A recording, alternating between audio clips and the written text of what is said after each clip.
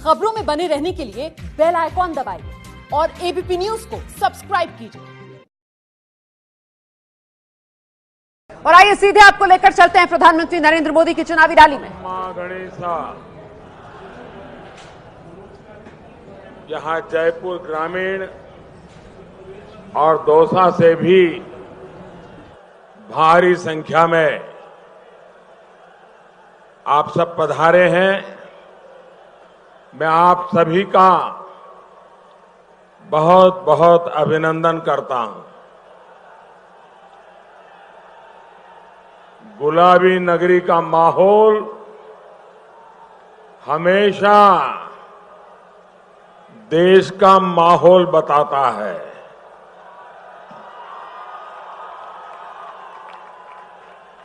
और देश का माहौल क्या है? जब मैं मंच पे आया, आपने जिस प्रकार से रोशनी की, ऐसा लग रहा था ये चुनाव सभा है कि विजय सभा है।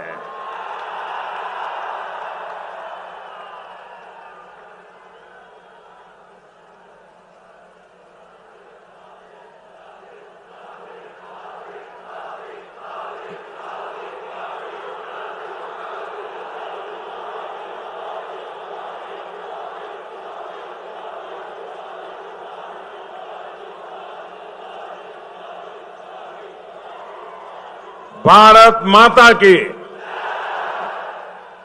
साथियों, मां भारती की आन बान शान। मां भारती के लिए यही भक्ति, यही जुनून है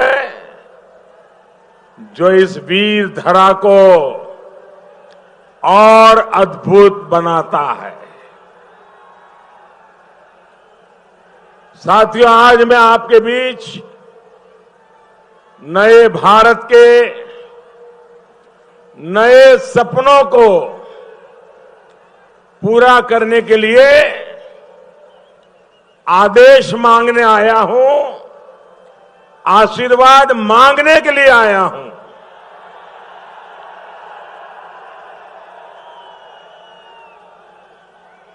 भाइयों और बहनों, बीते 5 वर्ष में दुनिया में भारत के आत्मविश्वास और आत्मसम्मान को बढ़ाने में इस चौकीदार ने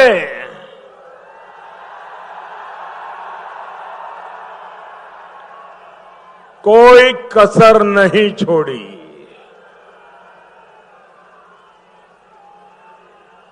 पूरी निष्ठा से काम किया, श्रम किया। और मैंने एक बार लाल किले से कहा था, देशवासियों से कहा था कि अगर आप 11 घंटे काम करेंगे तो मैं 12 घंटे काम करूंगा। अगर आप 13 घंटे काम करेंगे तो मैं 14 घंटा काम करूंगा। जयपुर के मेरे प्यारे भाइयों बहनों, क्या मैंने मेरा वादा निभाया? मैंने मेहनत करने में कोई कमी रखी है? आपको जैसा मैंने कहा था वैसा ही करने के लिए मैंने पूरी कोशिश की है। मैं राजस्थान की कसौटी पर खरा उतर रहा हूं। याद करिए, 2014 से पहले देश में क्या चर्चा होती थी। घरों के ड्राइंग रूम में, किचन में, ऑफिस में लंच के दौरान, बसों में क्या बातें होती थी। और ये याद करना बहुत जरूरी है, मुझे लाने से पहले भारत में जो रिमोट कंट्रोल वाली सरकार थी, उस समय क्या हाल था, उस समय आपकी चर्चाएं क्या थी, ये आपको याद करना बहुत जरूरी है। क्या आप लोग मिलकर के चर्चा नहीं करते थे कि आए दिन बम धमाके होते हैं, इंसान की जान की कद्र कब होगी, ये बात होती थी कि नहीं होती थी? मैं यहां भाषण देने नहीं आया हूं, मैं तो आपका आशीर्वाद लेने आया हूं।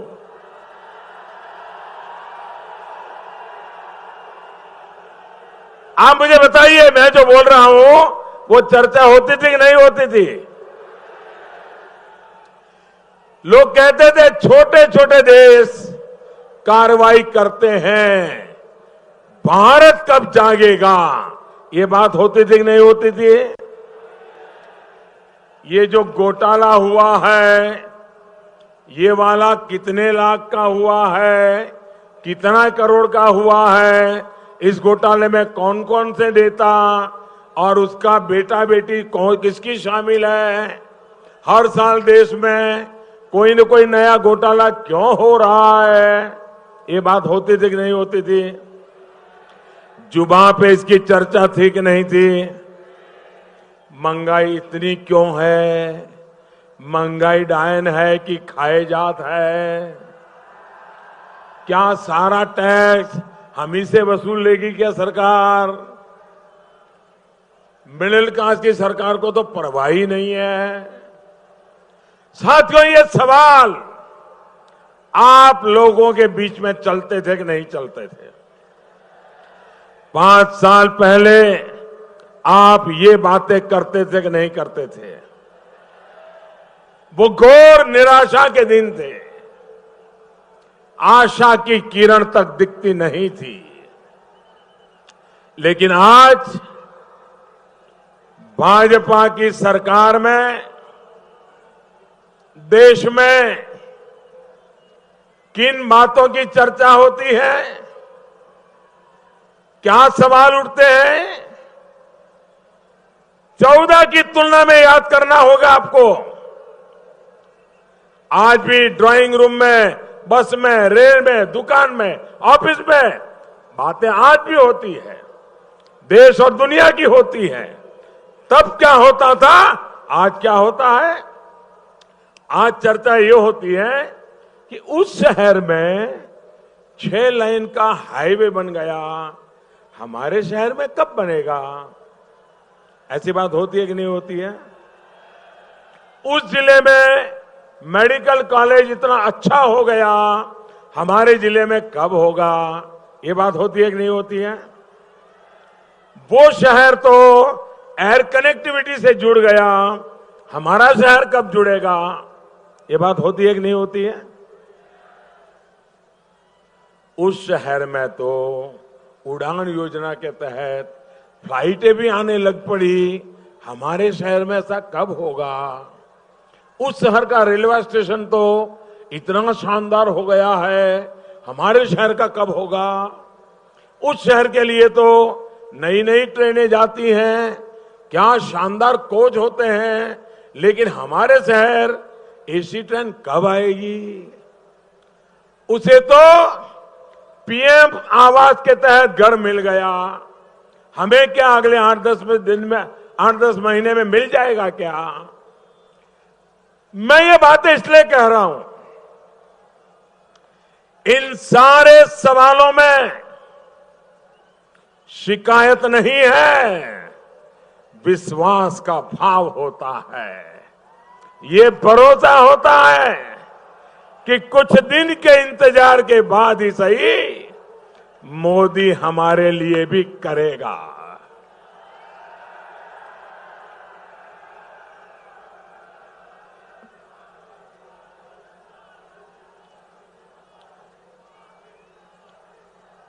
आज लोग ये नहीं पूछ रहे हैं कि क्यों नहीं हुआ। आज लोग आशा और उम्मीद के साथ ये कहते हैं कि कब होगा, यानी उसको पूरा भरोसा है होने वाला है। वो इतना ही कहता है कब होगा, हमारी बारी कब आएगी। निराशा से आशा की तरफ बढ़ता ये नया भारत, और यही हमारी ऊर्जा है, यही हमारी शक्ति का स्रोत है। भाई और बहनों, इस नए भारत के निर्माण का नेतृत्व आज के नौजवान कर रहे हैं। वो आज नए भारत के निर्माण के लिए इस चौकीदार के साथ पूरी मजबूती से खड़े हैं। इस भावना को सिर्फ अपने ही परिवार और अपने ही वंश को सर्वोपरि मानने वाले समझ ही नहीं पा रहे, इसलिए वे जमीन से कट गए हैं। उनको समझ ही नहीं आ रहा है कि देश चाहता क्या है। वो सिर्फ मोदी को गाली देने में जुटे हुए हैं। रोज सुबह डिक्शनरी लेके बैठ जाते हैं कि आज कौन सी नई गाली निकाले। यही चल रहा है ना साथियों। 2014 में आपके वोट से देश में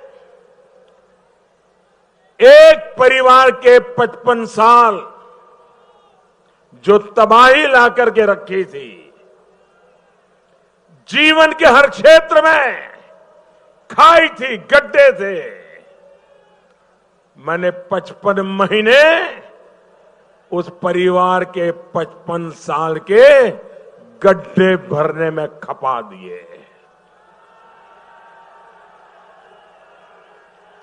ये काम मैं कर पाया आपके वोट से। अब की बार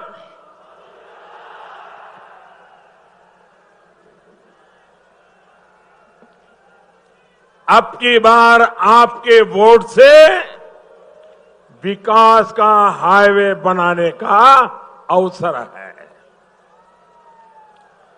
2014 में आपके वोट से 1.5 करोड़ से ज्यादा परिवारों को अपना खुद का पक्का घर मिला। अब की बार आपके वोट से देश के हर गरीब परिवार को अपना पक्का घर मिलेगा, एक भी बेघर नहीं रहेगा। ये सपना, यानी एक तरह से देखें तो आपका वोट मोदी के खाते में जाएगा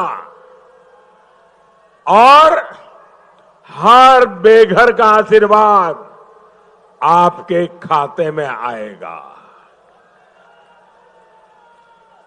भाई और बहनों, 2014 में आपके वोट से 7 करोड़ से अधिक गरीब बहनों को चूल्हे पे गैस का कनेक्शन मिला। अब की बार आपके वोट से हिंदुस्तान के सभी घरों में गैस का कनेक्शन पहुंचेगा। सोचिए, मोदी के खाते में डाला गया आपका एक वोट आपको उस मां बहन से भी आशीर्वाद दिलवाएगा जिसे उज्ज्वला के तहत मुफ्त गैस कनेक्शन मिला है। साथियों, 2014 में आपके वोट से हमारे सशस्त्र बलों को सम्मान मिला। 1 रैंक 1 पेंशन का वादा पूरा हुआ। राफेल जैसा लड़ाकू विमान मिलना तय हुआ। अब की बार आपका वोट हमारे सशस्त्र बलों को और आधुनिक बनाएगा। आपको वीर सपूतों को जन्म देने वाली माताओं का आशीर्वाद दिलाएगा। भाइयों और बहनों, 2014 में आपके वोट से देश के सभी गांवों में बिजली पहुंची। अब की बार आपके वोट से देश के हर घर में बिजली पहुंचाने का काम पूरा होगा। उस नई रोशनी में पढ़कर जो बच्चा आगे बढ़ेगा, जीवन में कुछ बनेगा, वो जीवन भर आपका धन्यवाद करेगा।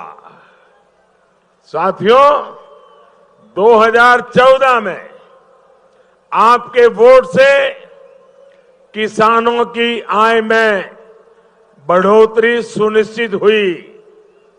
अब की बार आपके वोट से 2022 तक किसानों की आय डबल होगी, दोगुनी होगी। 2014 में आपके वोट से छोटे किसानों के बैंक खाते में सीधी मदद का लाभ सुनिश्चित हुआ। अब की बार आपके वोट से हर छोटे बड़े किसान परिवार को इसका लाभ मिलेगा। छोटे किसानों को पेंशन की सुविधा मिलेगी और वो किसान भी अन्नदाता आपके लिए आशीर्वाद दाता भी बनेगा। साथियों, सरकार बदलने का क्या फर्क होता है, ये भी मैं आपको याद दिलाना चाहता हूं। यहां राजस्थान में कांग्रेस की सरकार बनी। पूर्ण बहुमत तो नहीं मिला, लेकिन इधर उधर से मिला करके बन गई। एक मिलावटी सरकार यहां बन गई। अब यहां पर किस तरह के सवाल उठ रहे हैं, मैंने बताया। मेरे आने से पहले क्या सवाल थे, मेरे आने के बाद क्या सवाल थे, और आज अभी नई नई सरकार बनी है, मिलावटी सरकार है, इधर उधर से कुनबा जोड़ करके बनाई है। अब सवाल उठ रहे हैं, लोग सवाल पूछ रहे हैं, 10 दिन हो गए, 100 दिन हो गए, कर्ज माफी के वायदे का क्या हुआ?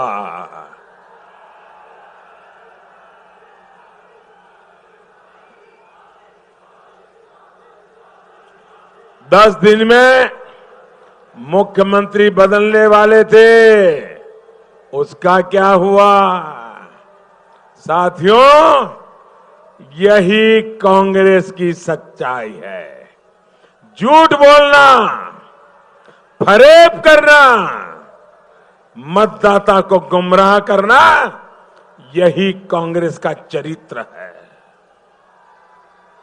वो एक बार चुनाव के समय जो पोस्टर छपवा लेती है, उसे कई दशक तक चलाती है।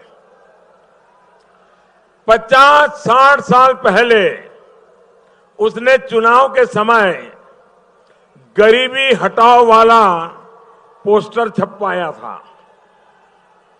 आज तक वो उसी पोस्टर से काम चला रही है। जिस स्पीड से निकलती है उतनी स्पीड से अंतरिक्ष में सैटेलाइट जा रहा था और मिसाइल धरती से निकली 3 मिनट के भीतर उस भागते हुए सैटेलाइट को गिरा दिया। ये ताकत दुनिया में हिंदुस्तान अब चौथा देश बन गया है दोस्तों।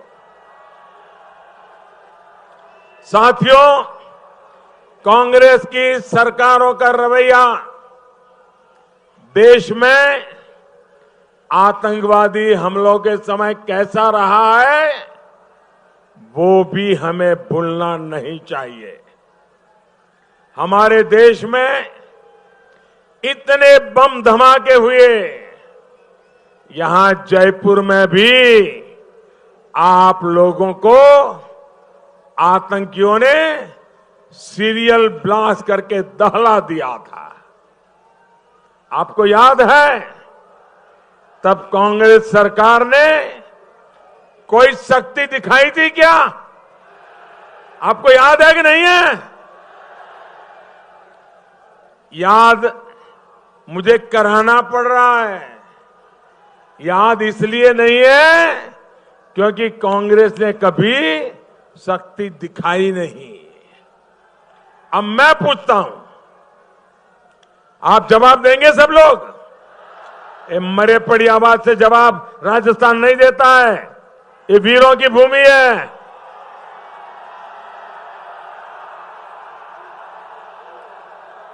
आप जवाब देंगे? मैं जरा पूछता हूं, आपको सर्जिकल स्ट्राइक याद है? एयर स्ट्राइक याद है? क्यों याद है?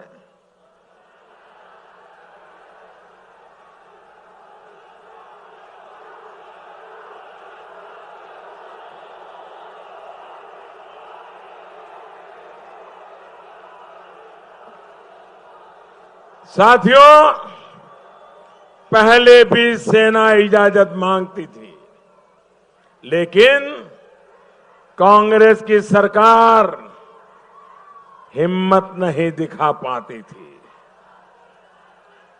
जबकि देश की सुरक्षा को लेकर हमारी नीति और रीति साफ है और देश को चौकीदार पे भरोसा है। और मैं आज वीरों की भूमि पर आया हूं, बहादुरों की भूमि पे आया हूं। मैं उन माताओं के आशीर्वाद लेकर के कहना चाहता हूं,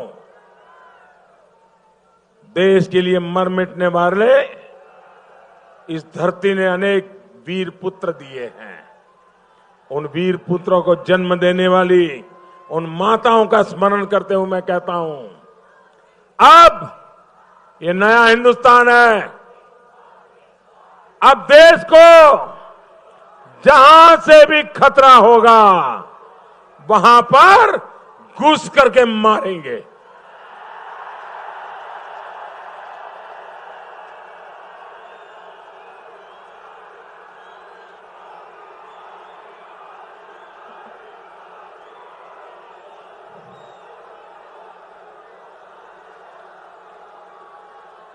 और अगर वो गोली मारेंगे तो हम गोला मारेंगे। ये होती है दमदार सरकार। ये दम तब आता है जब दिल और दिमाग सिर्फ और सिर्फ भारत के लिए सोचता है, 125 करोड़ हिंदुस्तानियों के लिए सोचता है। साथियों, मैं आपसे देश से एक बहुत महत्वपूर्ण बात कहना चाहता हूं। भाइयों बहनों,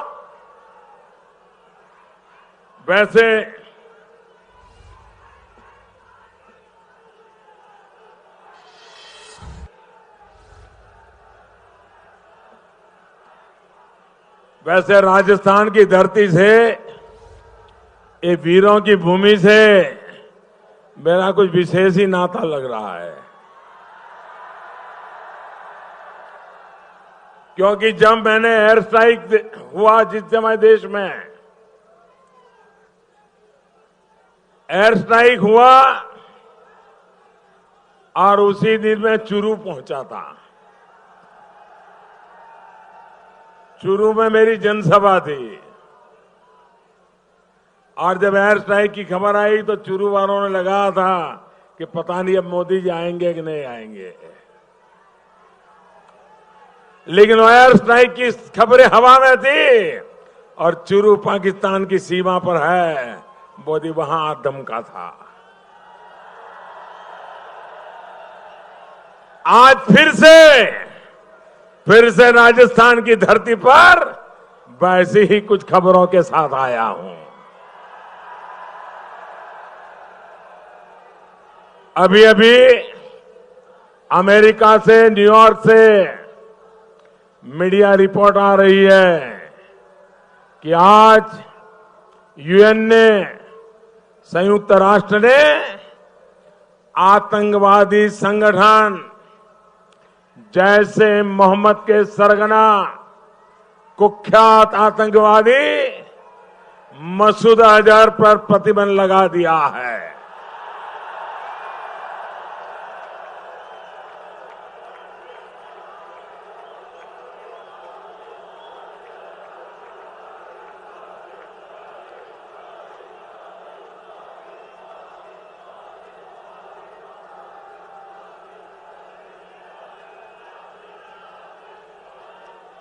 मसूद अजहर को संयुक्त राष्ट्र द्वारा आतंकवादी घोषित करने पर आखिरकार विश्व में सहमति बनी, यह संतोष का विषय है।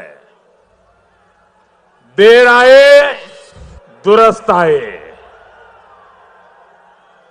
आतंकवाद के खिलाफ संघर्ष में और आतंकवाद को जड़ से उखाड़ने के लिए लंबे समय से भारत जो प्रयास कर रहा था, ये उसकी बहुत बड़ी सफलता है।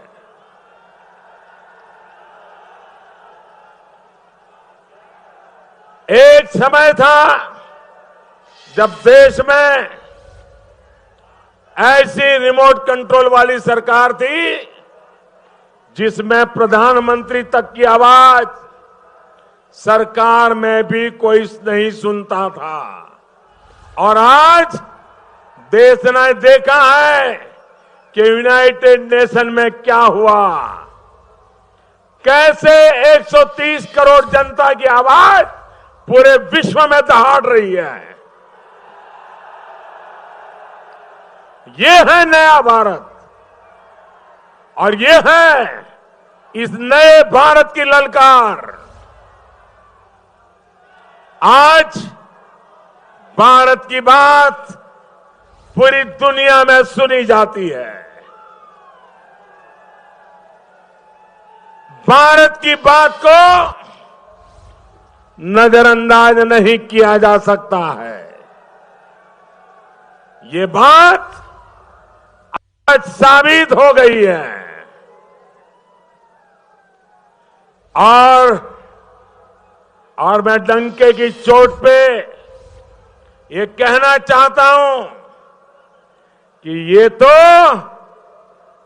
तो सिर्फ शुरुआत है। आगे आगे देखिए होता क्या है।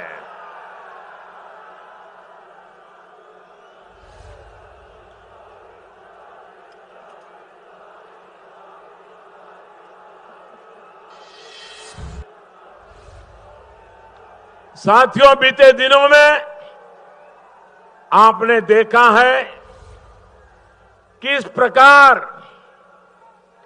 जम्मू कश्मीर में आतंकवादियों का निरंतर सफाया किया जा रहा है। एयर स्ट्राइक करके पाकिस्तान में घुसकर आतंकवादियों के ठिकानों का तबाह किया है। उससे पहले सर्जिकल स्ट्राइक करके आतंकियों और उनके ठिकानों को नेस्त नाबूद किया है। और उसके बाद आज के हमारी बहुत बड़ी कूटनीतिक विजय भी आज देश देख रहा है।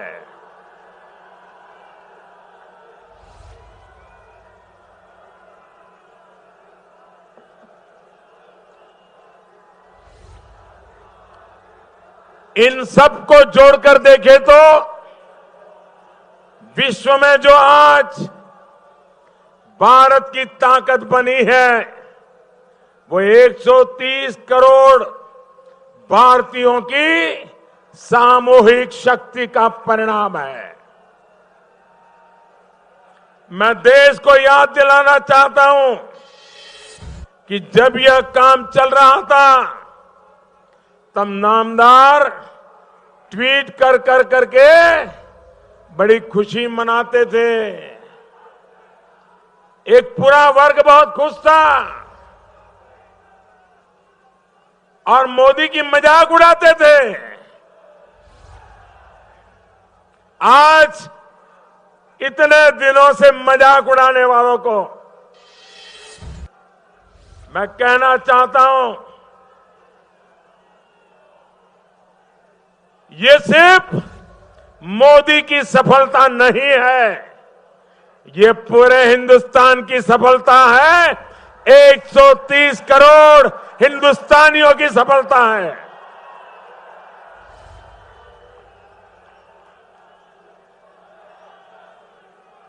मैं आशा रखता हूं कि वह आज भी खुशी मनाएंगे। आज भारत के लिए, हर भारतीय के लिए, चाहे वह किसी भी विचारधारा का हो, किसी भी धर्म का हो, किसी भी क्षेत्र का हो, सबके लिए आज बेहद गर्व का दिन है। आज देश के लिए आत्मविश्वास का जो माहौल बना है, मेरी हाथ जोड़कर प्रार्थना है कि कोई भी राजनीतिक दल इस माहौल में, ऐसे उत्साह के माहौल में, ऐसे आत्मविश्वास के माहौल में कृपा करके मिलावट न करें। भाइयों और बहनों, आतंकवाद के खिलाफ लड़ाई में विश्व समुदाय भारत के साथ खड़ा रहा। इसके लिए मैं 130 करोड़ भारतीयों की तरफ से, हर मानवतावादी की तरफ से विश्व समुदाय का आभार व्यक्त करता हूं। साथियों, सर्जिकल स्ट्राइक और एयर स्ट्राइक से पूरे विश्व को भी भारत की इस जो 40 साल से मुसीबत झेल रहे हैं, जो हम बार बार कह रहे थे, उस सच्चाई का अब उन्हें एहसास हुआ है। इसके साथ साथ पाकिस्तान में भी एक छोटा समूह जो सच्चे अर्थ में पाकिस्तान का उज्जवल भविष्य चाहता है, वो भी सर्जिकल स्ट्राइक के बाद खुलकर आतंकवाद के खिलाफ बोलने लगा है। पाकिस्तान का एक वर्ग अपने देश में खुलेआम घूमते आतंकियों के खिलाफ, आतंकियों को ट्रेनिंग के खिलाफ, अपने युवाओं की बर्बादी के खिलाफ आवाज उठाने लगा है। पाक की आतंकी दृष्टि के खिलाफ अब उसके जागरूक नागरिक ही आवाज उठाने लगे हैं। एयर स्ट्राइक के बाद ये आवाज और मुखर हुई है। आज संयुक्त राष्ट्र के निर्णय के बाद पाक के जागरूक नागरिक वहां की सरकार पर और दबाव बनाएंगे। ये मैं अनुभव कर रहा हूं। भाइयों और बहनों, वैश्विक स्तर पर चुनौतियों का सामना करने का साथ ही हमें यहां देश में भी एक भगीरथ कार्य पूरा करना है। ये काम है पानी को लेकर। दुनिया की आधुनिक से आधुनिक टेक्नोलॉजी का उपयोग पानी के लिए हम करने वाले हैं।